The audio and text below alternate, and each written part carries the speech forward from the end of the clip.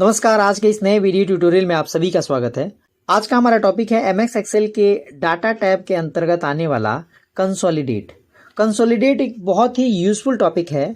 इसमें क्या होता है कि आपको अलग अलग आपने कोई रिपोर्ट बनाई है तो उस अलग अलग रिपोर्ट्स को कंपाइल कर कर एक कंसोलिडेटेड रिपोर्ट बनानी होती है, जिसमें ये बहुत यूज़ किया जाता है। जैसे कि आप यहाँ पर देख सकते हैं।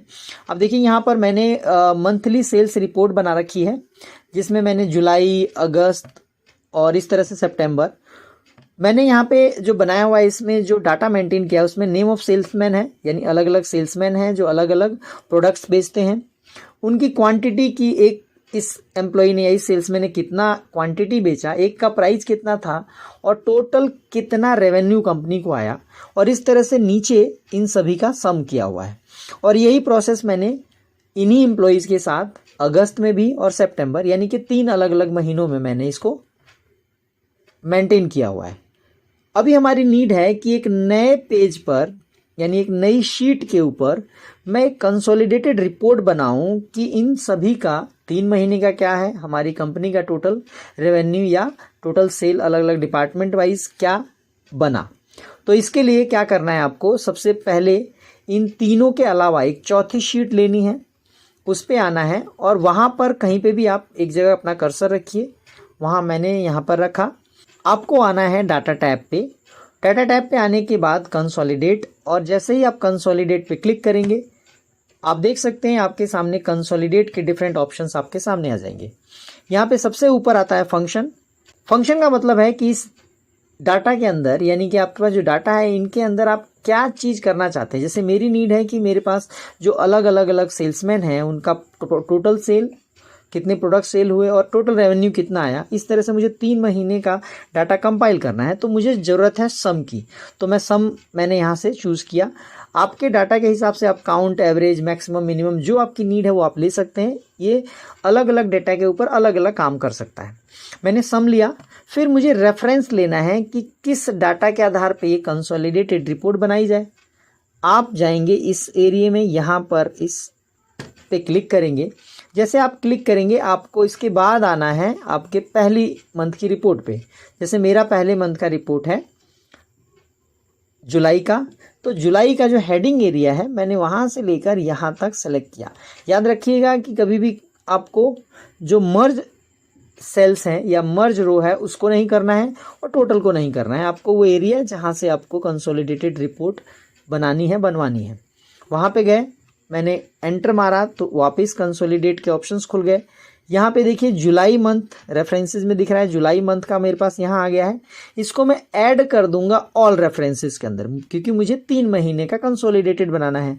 तो मैंने यहाँ पे ऐड कर दिया। वो देखिए आप नीचे यहाँ पे आ गया। अगेन मुझे यहाँ पे आना है, अगेन इस जगह पे। उसके बाद वैसे तो एक्सेल बहुत समझदार सॉफ्टवेयर है, वो आपको ये पूरा एरिया सिलेक्शन बना रखा है, बट स्टिल मुझे जो एरिया चाहिए मैंने दोबारा सिलेक्शन बनाया। और इसको अभी देखिए जुलाई के बाद अगस्त, तो अगस्त रेफरेंसेस में है, मैंने ऑल रेफरेंसेस में लाने के लिए इसको भी ऐड कर दिया। चलो जी, 2 महीने का हो गया। इसके बाद जो तीसरा मंथ है मेरा, उस पर मैं जाता हूँ उस शीट पे, और इस शीट पे आने के बाद मैंने पूरा एरिया सिलेक्शन बनाया और अगेन वही इसको भी मैंने ऐड कर दिया। जैसे मैं ऐड करता हूँ आप देख सकते हैं मेरे पास तीनों मंथ, यानी कि अगस्त, जुलाई और सितंबर, जुलाई, अगस्त और सितंबर, इन 3 महीने का डाटा ऐड होकर ऑल रेफरेंसेस में आ गया है। अब मुझे क्या करना है, सबसे पहले नीचे की तरफ देखिए यूज़ लेबल्स इन। तो मुझे पहला जो मेरी नीड है वो टॉप रो पे होगा, मेरा डाटा टॉप रो पे होगा, वो बिल्कुल सही है जी। और लेफ्ट कॉलम होगा, जो सबसे लेफ्ट में मेरा जो कॉलम पड़ेगा वो यहाँ। तो ये 2 चीज़ें मैंने टिक करी। तीसरी चीज़ ये है कि यहाँ पे आपको जरूर टिक करना है, because create link to source data, ये एक आपका लिंक कर देता है सोर्स डाटा। सोर्स डाटा यहाँ पे क्या है, जुलाई, अगस्त या सितंबर के जो वो डाटा जिनका मैं कंसोलिडेट रिपोर्ट बनाना चाहता हूँ, तो यहाँ पे भी आपको टिक करना है। और उसके बाद जस्ट आप यहाँ पे ओके कर देंगे। आप देख सकते हैं यहाँ पर आपका एक रिपोर्ट तैयार हो गया है, जिसमें सबसे ऊपर आपको ये वाला, मैं थोड़ा सा इसको हाईलाइट कर देता हूँ। आप देख सकते हैं यहाँ पर उन तीनों का जो वहाँ पे हुआ था। जैसे यहाँ पे आप देखिए एक नाम है खुशी शुक्ला, खुशी शुक्ला के 37 दिखा रहा है, 70500 दिखा रहा है, 869500। इसको अगर आपको चेक करना है तो आप यहाँ पर देख सकते हैं ये प्लस प्लस प्लस का निशान होता है। प्लस का निशान इसलिए होता है कि अलग अलग अलग महीने का, यानी कि जुलाई, अगस्त, सितंबर, इन तीनों को जोड़ने के बाद आपका ये फाइनल कंसोलिडेटेड है।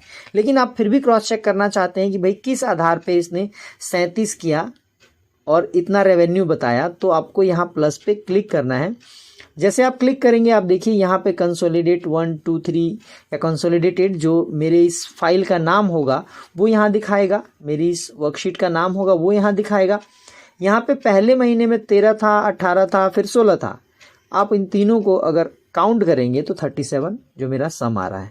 इसी तरह से आप ये अगला नाम जो भी हो इनका आप देखेंगे 10, 15 और 10 यानी 35, तो ये ऐसे दिखा रहा है। तो आप देखेंगे यहाँ पर अगर मैं थोड़ा सा हाईलाइट करूँ तो इस एरिया को आप देख सकते हैं, ये यहाँ पर आपको एक अलग सा दिखेगा और ये जो इनका कलेक्शन है, इनका सम है वो यहाँ दिखेगा। और इसी तरह से बाकी सभी डाटा आप लोगों को दिख जाएंगे। यानी कि ये जो रिपोर्ट बनी है ये कंसोलिडेटेड रिपोर्ट है, एक ऐसी रिपोर्ट जो सबका सम करके आपको फाइनल आउटपुट यहाँ पर दे रही है। और इस तरह की रिपोर्ट्स को हम अपने बॉसेस को या अपने रिपोर्टिंग हेड्स को भेजते हैं, सो डैट उनको एक एक अलग अलग देखना ना पड़े, उनको एक कंसोलिडेटेड रिपोर्ट से पूरा पता चल जाए कि क्या एग्जैक्ट रिपोर्ट है। ऑफिशियल जॉब में इसका बहुत यूज़ है, आप किसी भी सेक्टर में जॉब कर सकते हैं, बट एक्सेल के एक्सपर्ट बनना चाहते हैं तो आपको ये टूल्स ज़रूर सीखने चाहिए। ये टूल यानी कि कंसोलिडेटेड आपको ज़रूर आना चाहिए। सो आशा है आज के इस नए वीडियो ट्यूटोरियल से आपको काफ़ी कुछ सीखने को मिलेगा। अगर आपको हमारी वीडियो अच्छे लगते हैं सो प्लीज़ हमारे चैनल को सब्सक्राइब करें, वीडियोस को लाइक करें और अपने और लोगों के साथ शेयर करें ताकि ज़्यादा से ज़्यादा लोगों को इस तरह के वीडियो से कुछ सीखने को मिले। Thank you so much. Thanks for your precious time.